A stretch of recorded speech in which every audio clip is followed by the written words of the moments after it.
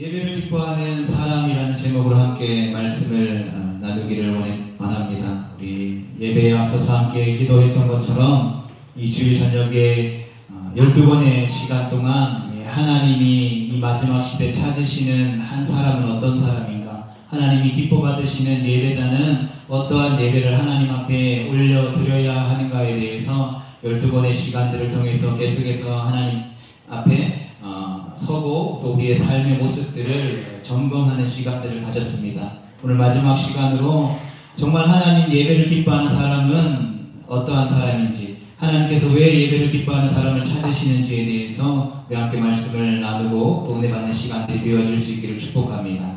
하나님이 찾으시는 사람은 근본적으로 일하는 사람이 아니라는 것이죠. 하나님이 찾으시는 사람은 바로 예배하는 사람입니다. 그런데 하나님은 어떻게 예배하는가를 찾는다라고 말씀하고 있습니까? 요한복음 4장 23절에 우리가 너무나도 잘 알고 있는 것처럼 하나님은 영이시니 예배하는 자가 영과 진리로 예배할지니라 라고 말씀했습니다. 하나님은 예배하는 자를 찾으시는데 그 예배하는 자는 영과 진리로 예배하는 자를 찾으신다는 것입니다. 영과 진리로 예배를 드린다는 것은 성령 안에서 진리로 예배 드리는 것을 말하는 것이죠. 성령 안에서 진리로 예배 드린다는 것은 이곳 가운데 함께 하시는 그 하나님께서 우리의 예배를 인도해 주시고 또 우리가 예배 가운데 나아갈 때에 이 진리의 말씀을 근거해서 진리의 말씀이 육신이 되어 우리 가운데 오셔서 우리 가운데에 구원의 은혜를 베풀어 주신 그 예수 그리스도의 그 보혈의 능력을 의지해서 예배 가운데로 나아가는 것을 말하는 것이죠. 이것은 우리가 처한 상황이나 우리의 연약함이나 우리가 느낀 어떤 감정이나 상관없이 우리가 성령의 인도하심을 따라서 하나님과 우리 사이에 유일한 중보자가 되시는 예수님의 이름으로 하나님이 계신 그 보좌 우편에 계신 그 주님을 향하여서 주님의 보좌 앞에 담대히 나아가서 예배 드리는 것을 의미하는 것이죠. 그렇다면 우리가 짧게는 10년, 20년, 30년, 수십 년의 신앙생활을 해오면서 모두가 다 매주 또 매일매일 예배를 드렸습니다. 근본적으로 다시 한 번 더 우리가 질문하고 되짚어보기를 원하는 것은 예배가 무엇이냐는 것이죠. 예배는 많은 다른 수식어들이 있을 수 있겠지만 가장 기초적이고 근원적인 예배의 의미는 바로 하나님과의 만남을 의미합니다. 에스겔 46장 9절 상반절에 보면 그러나 모든 정한 절기에 이 땅 백성이나 여호와 앞에 나올 때는 이라고 기록하고 있습니다. 모든 정한 절기에 왕과 모든 백성이 성전을 향하여서 나아갈 때에 하나님은 그것을 나 여호와 앞에 나아오는 것이다 라고 말씀하고 계시다라는 것입니다. 하나님 앞에 나아간다라는 것은 그러면 무엇입니까? 그것은 바로 하나님을 만나는 것을 의미하는 것이죠. 그렇기 때문에 예배라는 것은 하나님을 만나는 것입니다. 그래서 예배란 십자가 위에서 화목제물이 되신 예수 그리스도의 이름으로 하나님 앞에 나아가 그분을 만나는 것입니다. 그래서 예배란 이 습관이라고 할 수 없는 것이죠. 예배라고 정의할 때에 어떤 형식이나 예배 순서를 이야기하는 것이 아니다라는 사실들을 우리가 기억해야 되는 것입니다. 우리가 예수님의 이름으로 그 은혜 보좌 앞으로 나아가 살아계신 하나님을 만나는 것이 바로 예배라는 것이죠. 그래서 찬양과 경배를 받으시기에 합당하신 그분께 최고의 경의를 표하는 것입니다. 원어적인 의미로 예배라는 단어를 살펴보면 하나님 앞에 나아가서 하나님을 만나고 그 하나님 앞에 엎드려서 입을 맞추는 것을 의미하는 것입니다. 그러므로 예배란 단지 예수님의 고난이나 십자가의 죽으심 또한 부활을 기념하는 의미에서 머물러서는 안 되는 것이죠. 그 기념하는 것은 추후에 하는 것이죠. 하나님을 만나서 우리를 위해 고난받으시고 십자가에 죽으시고 부활하신 그 영광의 하나님을 기념하는 것은 하나님을 만난 이후에 이루어지는 것이라는 것이죠. 이것이 바로 예배인 것입니다. 우리가 은혜 받고 위로받고 힘을 얻고 예배를 통해 주는 것은 예배를 통해 주어지는 요소이지 예배의 가장 근원적이고 본질은 아니라는 것입니다. 그렇기 때문에 우리는 반드시 하나님 앞에서 예배해야 하는 것입니다. 우리가 예배하면 떠오르는 머릿속에 떠오르는 그 어떠한 것이 아니라 하나님을 만나야 한다는 것입니다. 하나님을 만나서 하나님 우리 가운데 부러지신 그 하나님의 놀라운 위대한 일들을 찬양하고 그 하나님 앞에 우리의 마음과 심정들을 털어놓고 하나님과 대화하는 것, 그리고 그러한 심정을 토로하며 하나님 앞에 나아가는 우리 가운데에 말씀하시는 그 하나님의 음성을 듣는 것이 예배라는 것입니다. 예배의 사람 다윗은 하나님 앞에 온 힘을 다해 찬양했습니다. 하나님의 인재를 상징하는 언약궤를 이 새 수레에 싣고 아비나답의 집을 떠나올 때에 다윗은 이스라엘의 그 많은 백성들과 함께 하나님 앞에서 힘을 다해서 뛰놀며 노래하며 연주했습니다. 역대상 13장 8절 말씀에 보면 다윗과 이스라엘 온 무리는 하나님 앞에서 힘을 다하여 뛰놀며 노래하며 수금과 비파와 소고와 제금과 나팔로 연주하니라 라고 기록하고 있습니다. 또 다윗은 오베데돔의 집에 있던 언약궤를 다시 예루살렘으로 옮기려 할 때에도 여호와 앞에서 힘을 다해 춤을 췄습니다. 사무엘하 6장 14절의 말씀입니다. 다윗이 여호와 앞에서 힘을 다하여 춤을 추는데 그때에 다윗이 베옷을 입었더라.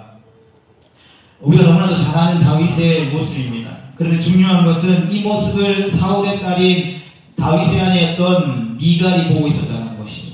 미갈의 눈에는 이 다윗 자신의 에봇이 벗겨진 줄도 모르고 춤을 추는 다윗의 모습이 너무나도 천박하게 여겨졌습니다. 그래서 심중에 다윗을 업신여겼다라고 사무엘하 6장 16절 하반절에 보면 기록하고 있습니다. 미갈이 창으로 내다보다가 다윗 왕이 여호와 앞에서 뛰놀며 춤추는 것을 보고 그 심중에 그를 업신여기니라. 아멘. 다윗이 집에 들어왔을 때 미갈이 어떻게 방탕한 자가 자기의 몸을 드러내는 것처럼 계집종의 눈앞에서 몸을 드러내었느냐라며 다윗을 비난하고 책망했습니다. 그러자 다윗이 어떻게 대답합니까? 자신을 비난하고 책망하는 아내 미갈에게 이렇게 말합니다. 사무엘하 6장 21절 상반절에 보면 이는 여호와 앞에서 한 것이니라고 고백합니다.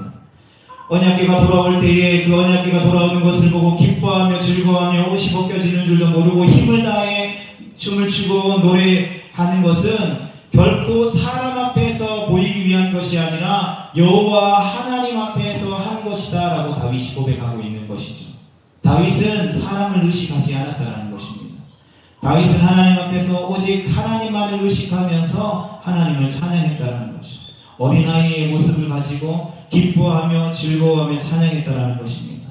언약궤가 돌아올 때 언약궤가 왜 돌아오게 되었습니까? 이스라엘 황제로 언약궤를 빼앗기고 그 돌아오는 과정 가운데에 오베데돔의 집에 머물게 되는 기간이 있었습니다.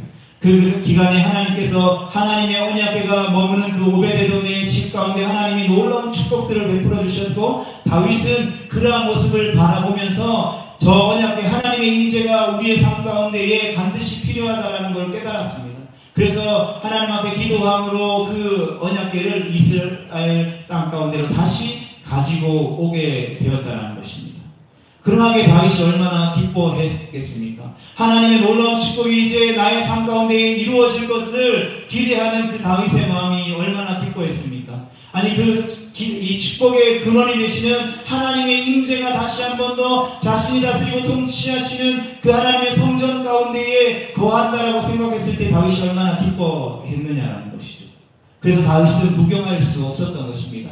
이스라엘 백성들이 그 모습을 보고 기뻐하며 춤추며 예배하며 나아갈 때에 방관자가 아니라 자신이 직접 춤을 추며 하나님을 예배했던 그는 행복한 예배자였다라는 것입니다. 하나님은 여기 시기에 우리의 육안으로는 볼 수 없지만 우리의 영의 눈으로 하나님의 보좌를 바라보며 우리는 그 앞에서 예배할 수 있어야 하는 것입니다. 찬양뿐만 아니라 우리의 기도 역시 하나님 앞에서 드려져야 하는 것입니다. 그래서 시편 기자는 95편 6절 말씀을 통해서 오라 우리가 굽혀 경배하며 우리를 지으신 여호와 앞에 무릎을 꿇자라고 고백하며 기도했습니다. 그리고 약 500년 전에 종교개혁자들은 왜 코란데오라는 이 단어를 외쳤습니까? 즉 왜 하나님 앞에서 살아갑시다라고 외쳤습니까? 모든 삶의 모습들이 하나님 앞에서 살아가는 것처럼 우리의 삶이 변화되어져야 함을 왜 외쳤습니까? 그때 당시 눈에 보이지 않는 하나님보다 눈에 보이는 교황을 더 중요하게 생각하고 눈에 보이는 화려한 성전에만 사람들이 더 큰 관심을 가짐으로 하나님과 점점 멀어졌기 때문입니다. 형식적으로 종교적으로 화려하고 아름다운 그 성가대를 통해서 노래를 하며 하나님 앞에 예배하는 것처럼 보이지만 하나님이 그 예배 가운데 함께 하시지 않았다는 것입니다. 하나님이 없는 종교적인 예배를 드림에도 불구하고 그들은 하나님이 이 예배를 기뻐 받으신다라고 착각했다는 것입니다. 그래서 종교개혁을 이루었던 종교개혁자들은 포럼되어 다시 한 번 더 하나님 앞에 사는 삶, 하나님을 내 앞에 모시고 하나님과 함께 사는 하나님의 임재 안에 살아가는 그 삶을 살아야 된다라고 권면하고 고백했다라는 것입니다. 그리고 그 종교개혁 정신을 이어받아서 오늘 우리가 이 시간 살아계신 그 하나님 앞에 포럼되어 하며 예배할 수 있는 것입니다. 성도여러분, 우리는 하나님 앞에서 살아가야 합니다. 이처럼 예배는 하나님과의 만남을 의미합니다. 우리는 하나님 앞에서 하나님을 만나고 그분을 기뻐하고 즐거워해야 되는 것입니다. 그러나 우리가 하나님 앞에 있을지라도 하나님 앞에 집중하지 못한다면 그것은 의미가 없겠죠. 하나님 앞에 있으면서도 하나님이 아닌 다른 것에 우리가 집중한다면 그것은 어쩌면 하나님을 모독하는 것입니다. 그래서 예배자는 하나님을 만나는 사람은 하나님께 집중해야 하는 것입니다. 오늘 본문 말씀인 9절 말씀은 예배하는 자가 어떻게 예배해야 하는지, 어떻게 집중해서 예배해야 하는지를 말씀해 주고 있습니다. 9절 말씀입니다. 그러나 모든 정한 절기에 이 땅 백성이 나 여호와 앞에 나올 때에는 북문으로 들어와서 경배하는 자는 남문으로 나가고 남문으로 들어오는 자는 북문으로 나갈지라 들어온 문으로 나가지 말고 그 몸이 앞으로 향한 대로 나갈지며. 아멘. 북문으로 들어온 사람은 남문으로 나가고 남문으로 들어온 사람은 북문으로 나가라는 말, 다시 왔던 길로 되돌아서 돌아 나가지 말라는 의미죠. 다시 말하면 오던 문으로 돌아가지 말고 직진해서 똑바로 나아가라는 것을 말씀해 주고 있는 것이죠. 그러니까 본문 앞절에 보면 안식일과 초하루에는 왕이 들어왔던 문으로 다시 나갈 수 있는 규례가 있었습니다. 하지만 모든 절기에 예배하는 모든 왕과 백성들은 들어왔던 문이 아닌 반대의 문으로 나가야 했다는 것이죠. 그렇다면 하나님은 왜 에스겔에게 이런 말씀을 하셨을까요? 첫 번째로는 질서 때문입니다. 예루살렘 성전이 회복되면 많은 사람들이 성전에 예배하기 위해 찾아올 것이라는 것이죠. 그러면 굉장히 혼잡해질 것이기 때문에 그 혼잡스러움을 막기 위해서 질서를 위해서 주신 말씀이라는 것입니다. 이것을 보면 하나님은 혼돈의 하나님이 아니라 질서의 하나님이시라는 사실들을 우리가 깨닫게 되는 것이죠. 그래서 고린도전서 14장 33절 상반절 말씀에도 보면 하나님은 무질서의 하나님이 아니시다라고 사도 바울이 고백하고 있습니다. 하나님은 이 질서에 관한 말씀으로 은사에 대해서 말씀해 주셨죠. 무슨 말이냐면 은사를 사용함에 있어서도 반드시 질서가 필요하다는 것입니다.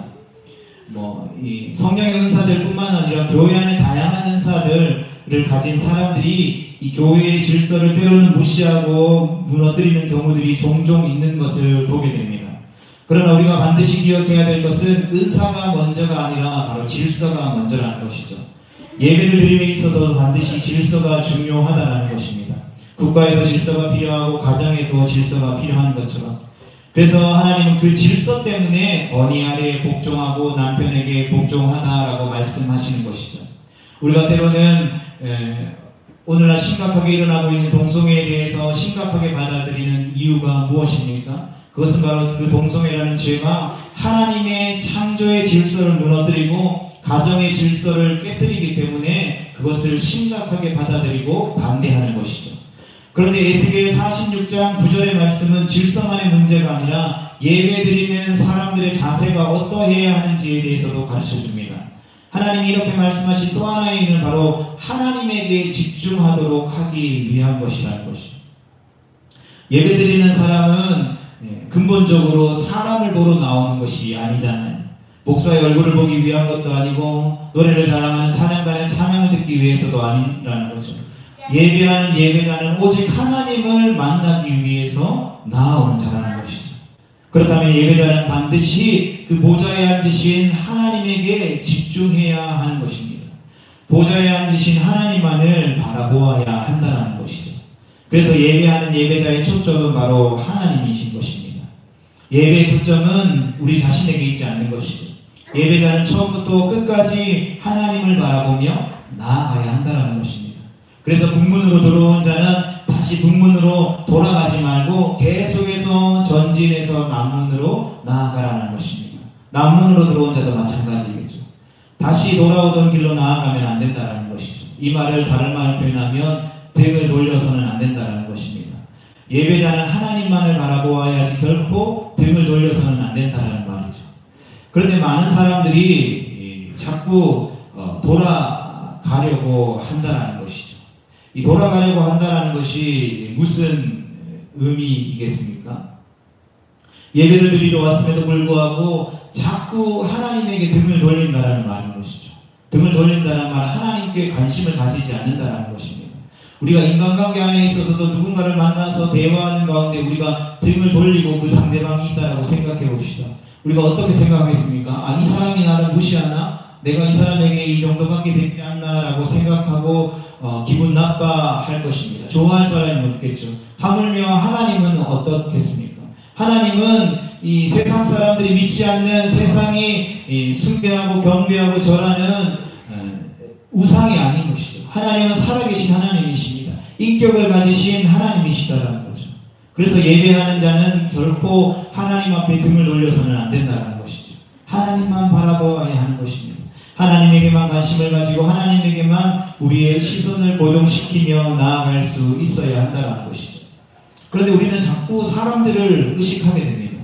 손뼉을 치고 싶고 손을 들고 찬양하고 싶고 기도하고 싶고 눈물을 흘리고 싶고 우리 예전에 신앙생활을 하면서 예배할 때는 어땠습니까? 박수 열심히 치고 또 손을 들고 찬양하기도 하고 예배 가운데 하나님이 기도하게 하시면 기도하게 하기도 하고 사람들의 시선을 의식하지 않고 하나님이 이 눈물을 주시면 괴통하는 마음들을 주시면 그 눈물도 흘리기도 하고 소리치기도 하고 마음껏 하나님을 찬양했다는 것이죠. 그런데 오늘날 우리의 예배는 어떻습니까? 찬양하고 싶어도 마음껏 기도하고 싶어도 하나님을 경배하고 높여드리고 싶어도 사람들을 의식하게 되는 것입니다. 내가 이렇게 손을 들고 찬양하면 다른 사람이 어떻게 생각할까? 하나님 나에게 지금 눈물을 주시는데 이 눈물을 흘리면 다른 사람들이 나를 어떻게 생각할까? 그 사람들의 시선을 먼저 생각하고 의식한다는 것이죠. 어떤 사람들은 예배 시간 내내 자신의 형편과 처지만을 생각하기도 합니다. 예배 시간 내내 염려와 근심과 걱정만 하다가 돌아가는 사람도 있습니다. 어떤 사람들은 예배 시간에 습관적으로 지각하는 사람들도 있습니다. 때로는 축도를 마치면 교회를 속히 빠져나가는 사람들도 있는 것이죠. 또 안내하고 봉사하는 것 때문에 하나님을 예배하는 예배의 사각지대에 머무르기도 합니다. 그런가 하면 예배 시간에 항상 맨 뒤에 앉아서 예배를 드리려 하는 사람들도 있죠.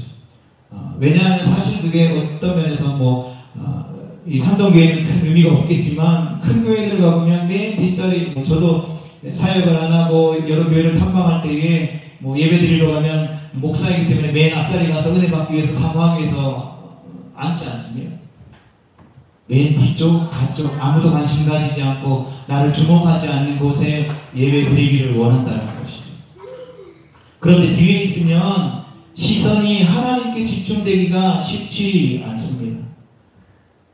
어떤 면에서는 예배하는 자는 앞자리에 앉는 것이 유익한 것 같습니다. 그 이유는 하나님께 집중이 잘 되기 때문이죠. 그래서 옛날에 제 어렸을 때 목사님들은 이렇게 부흥회하거나 하면 앞자리가 금자리라고 앞자리로 나와서 막 이렇게 예배드리라고 이야기한 것은 아닌가라도 생각해 보게 되는 거죠. 앞자리가 비어 있으니까 그렇게 말씀하셨을 수도 있겠지만 오히려 앞자리에 나오면 다른 사람들을 신경 쓰고 의식하지 않고 하나님께 집중하기 좋은 것 같습니다. 그러나 그렇다고 해서 그것이 절대적인 신앙의 기준이 될 수 없는 거죠. 이렇게 이야기했다고 해서 앞자리에 앉는 사람은 신앙이 좋고 뒷자리에 앉는 사람은 신앙이 나쁘다. 이런 이분법적인 논리로 이 신앙의 모습들을 해석해서는 안 된다는 것입니다. 우리가 충분히 집중할 수 있고 훈련되어져서 예배를 섬기는 위치에 있다면 반드시 당연히 예배 뒤쪽 자리에 앉는 것은 당연하겠죠. 중요한 것은 우리가 하나님께 집중하고 하나님을 바라볼 수 있는 최선의 환경을 우리가 만들어야 된다는 것입니다. 예배를 준비하고 또 섬기는 위치도 중요하지만 그것보다 더 우선시 되어야 할 것이 반드시 그 예배 가운데 하나님을 만날 수 있는 가장 최선의 환경들을 내가 준비해야 한다는 것이죠. 어떤 면에서는 내가 몸이 불편해서 누워서 드리는 것이 내가 맑은 정신으로 하나님께 집중할 수 있다면 누워서 예배 드리는 것은 지극히 정상적인 것입니다. 우리가 율법적인 시스템으로 어떻게 예배 시간에 누워서 예배 드릴 수 있지라고 생각하는 것은 우리 하나님을 오해하고 잘못 생각하는 것입니다. 하나님은 예배 드릴 때에 가장 하나님을 만나기 좋은 자세와 방법들을 준비해 놓고 만나기를 원하신다는 것이죠. 그렇다면 우리가 하나님을 바라보는 예배, 하나님이 받으시기 원하시는 예배란 구체적으로 무엇을 말하는 것일까요? 오늘 세 가지를 함께 살펴보고 말씀을 정리하기 원합니다. 첫 번째로는 예배의 정신입니다. 먼저 예배의 정신에 대해서 생각해 보기를 원하는데 10절 말씀입니다. 군주가 무리 가운데 있어서 그들이 들어올 때에 들어오고 그들이 나갈 때에 나갈지니라. 아멘. 여기서 군주는 왕을 말하죠. 그러니까 왕도 하나님 앞에 경배드리기 위해서 나아왔다라는 것입니다. 그러나 나올 때에 일반 백성들과 구별되어서 특별한 대우를 받고 예배 드리는 것이 아니라 모두가 다 동일한 선상에서 동일한 방법으로 예배할 때 들어오고 나가야 된다는 것들을 의미하는 것이죠. 특별하게 대우하는 일이 없도록 하라는 말입니다. 왕은 그런데 당시 어떤 사람이었습니까? 왕은 절대적인 권력을 가지고 있는 사람이었습니다. 왕 한마디면 예배도 폐할 수 있던 시대였다는 것입니다. 어쩌면 당시의 왕은 신과 같은 존재로 여겨질 만큼 대단한 존재였고 특권 계층이었습니다. 하지만 만왕의 왕이신 하나님을 예배하러 나올 때는 백성들과 같이 그들 속에 섞여서 똑같이 예배하라고 말씀해 주고 있는 것이죠. 이것은 무엇을 말합니까? 예배의 정신은 평등과 일치를 말합니다. 예배가 무엇입니까? 예수님을 믿고 의롭다함을 얻은 하나님의 자녀들이 왕이신 하나님을 예배하고 예수님의 이름으로 의지하며 나아가는 것입니다. 왕의 신분이 아닌 하나님의 자녀의 신분된 그 신분을 가지고 나아가는 것이라는 말이죠.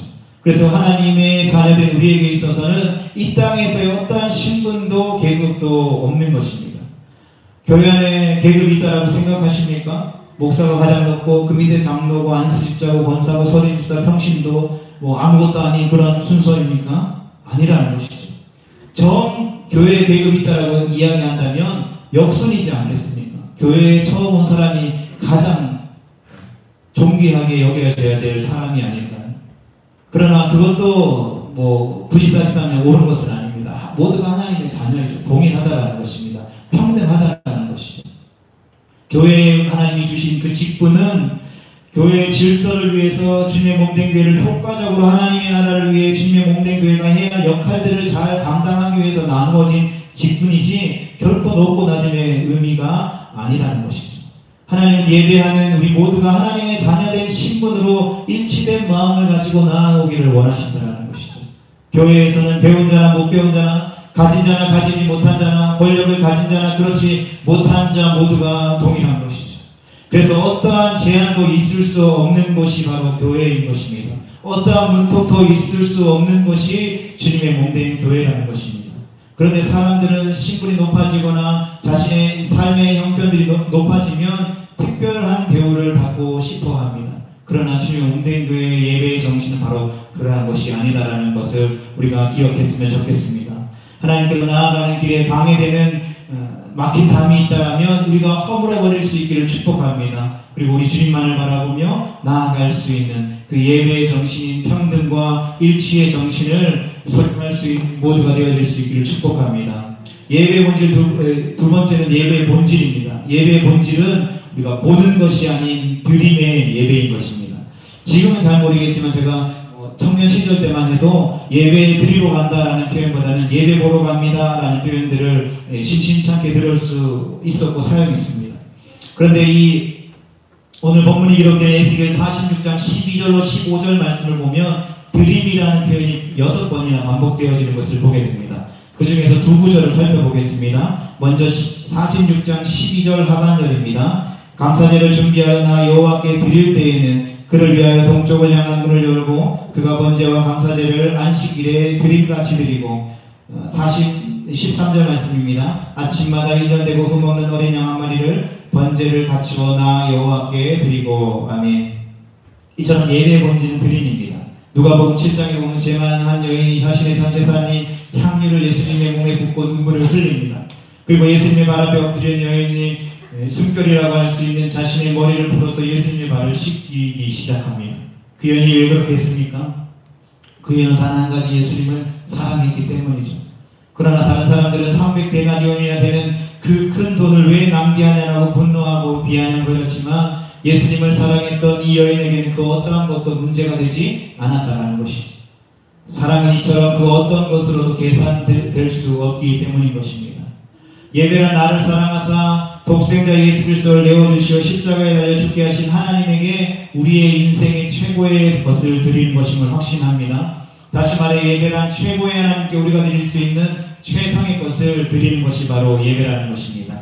성도 여러분, 예배는 드림입니다. 우리의 전부가 되신 하나님께, 내 삶의 이유와 생명이 되신 주님께 시간을 드리고 마음을 드리고 뜻을 들여 찬양과 물질을 드리는 것입니다. 이것이 바로 예배인 것입니다. 그런데 사람들은 드리는 것보다 뭔가를 받으려고 하기에 익숙하죠.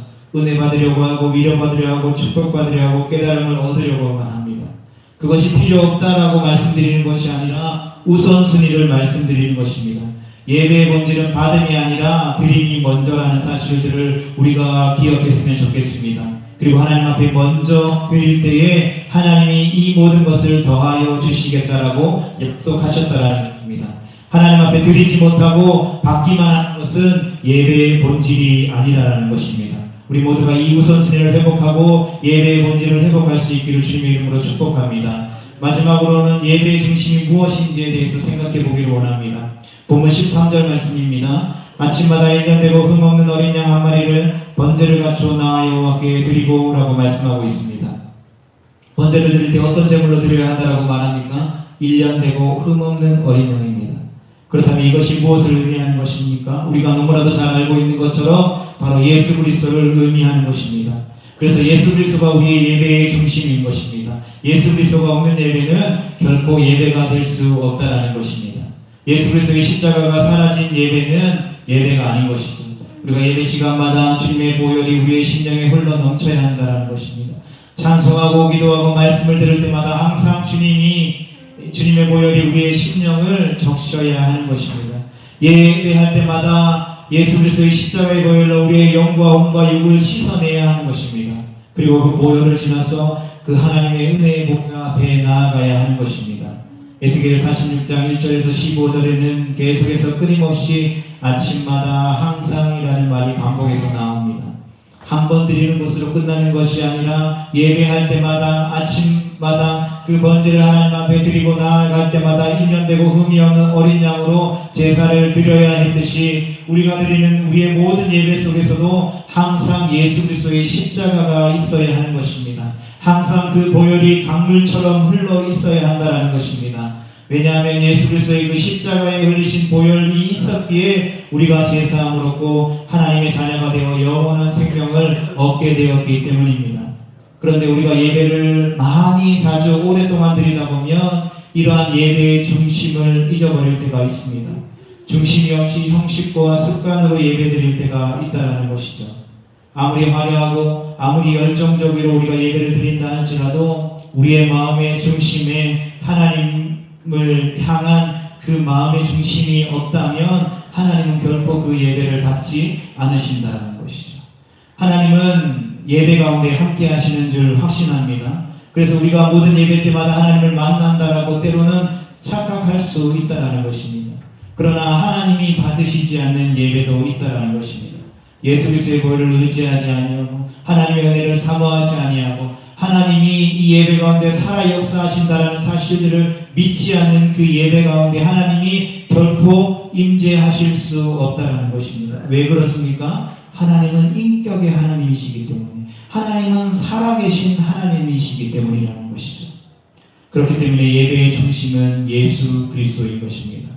우리의 예배 가운데 예수 그리스도가 없으면 그것은 예배가 아니라는 사실들을 기억하고 예배 때마다 우리의 중심을 계속해서 점검할 수 있기를, 그래서 우리의 마음의 중심에 하나님을 향한 그 예배하는 그 나아가는 그 길 가운데에 예수 그리스도의 보혈로 날마다 그 길을 적셔 나아갈 수 있는 우리 모두가 되어질 수 있기를 축복합니다. 성도 여러분, 말씀을 정리하면서 예배는 예수 그리스도의 십자가의 보혈로 하나님의 자녀된 성도의 특권임을 확신합니다. 피조물인 인간이 죄사함을 받고 하나님의 자녀가 되어 하나님께 예배드릴 수 있다는 것은 이 세상 그 무엇과도 바꿀 수 없는 특권 중에 특권인 것입니다. 예배는 인간이 할 수 있는 가장 위대한 일이며 가장 가치 있는 일인 것입니다. 바라긴 우리가 이 예배의 특권을 누릴 수 있기를 축복합니다. 이 예배의 특권을 소홀히 함으로 빼앗기지 않기를 축복합니다. 그리고 이 특권을 가지고 이 마지막 시대 하나님이 기뻐하시는 예배자가 되어줄 수 있기를 축복합니다. 하나님이 기뻐 받으시는 한 예배자가 되어서 영과 진리로 하나님을 예배할 때에 하나님께서 우리가 드리는 이 예배 가운데 함께 하시고 하늘의 문을 여사 강물 같은 주의 성령의 은혜와 은사들을 우리 가운데에 쏟아부어 주실 것을 확신합니다. 이 확신을 가지고 하나님이 우리 가운데 상 주시는 이라는 사실들을 확신하며 나아가는 자들 가운데에 하나님은 그 예배를 기뻐 받아 주신다라고 말씀하여 주셨습니다. 하나님께서 찾으시는 예배자가 되어 이 마지막 시대에 하나님을 향한 온전한 예배를 올려드릴 때에 하나님이 주의 영광을 우리의 삶 가운데 비춰주심으로 말미암아 우리의 삶을 통하여서 생명력 없는 예배를 드리는 영혼들이 주님 앞에 나와 살아계신 하나님을 예배하게 될 것을 확신합니다. 우리가 속한 지역과 사회와 직장과 일터 가운데에 나아가 온 열방 가운데에 살아있는 예배를 드림으로 말미암아 에스겔의 환상에서 나오는 것처럼 그 주의 성전으로부터 강물이 흐를 때에 닿는 곳마다 살아나고 회복되어지고 풍성케 되어지는 놀라운 부흥을 경험하게 되었던 것처럼 우리가 한 사람 한 예배자 되어서 그 하나님의 임재를 갈망하며 이 땅 가운데 끌어놓을 때에 하나님께서 그 기름 부으심을 통하여서 온 열방을 풍성케 하는 축복의 통로로 우리를 사용하시고 세워주실 것을 확신합니다. 이 믿음의 확신 가지고 삶의 어떤 환경과 형편 가운데 놓여있다 할지라도 하나님만을 바라보고 그 살아계신 하나님만을 예배하기로 결단하는 이 마지막 시대 하나님이 찾으시는 한 예배자 되어질 수 있기를 주님의 이름으로 축복합니다.